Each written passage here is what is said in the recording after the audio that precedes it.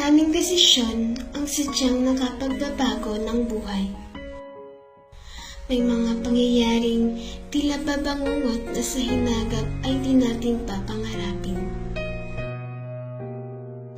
Maagang nawalay sa akin ang aking mga magulang nang mapumilit ang aking ama na magmaneho ng motor habang nasa impluwensya ng alak.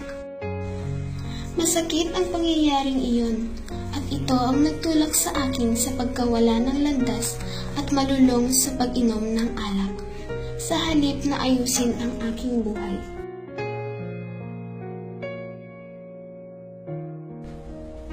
Tuluyan kong napabayaan ang aking pag-aaral dahil sa patuloy kong pagkahilig sa pag-inom ng nakalalasing na inumin.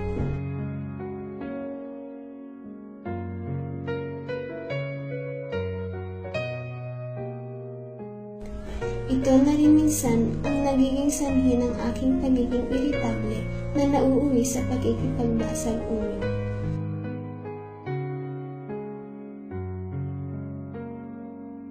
At tuluyan ng gumuho ang aking mundo sa aking pagiging agresibo dahil sa masamang dulot ng aking bisyo.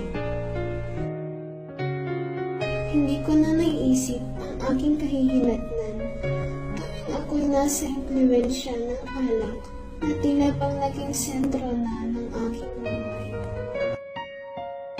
Ito ang naging bunga ng aking mga maling desisyon at pagpili na maging parte ng buhay ko, ang alak. Sana, kung maibabalik ko lang ang aking nakaraan, pipiliin kong gawin ang sana'y dapat pinagkakaabalahan ng isang kabataan at hindi ang pagkagumon sa bisyo. Sana.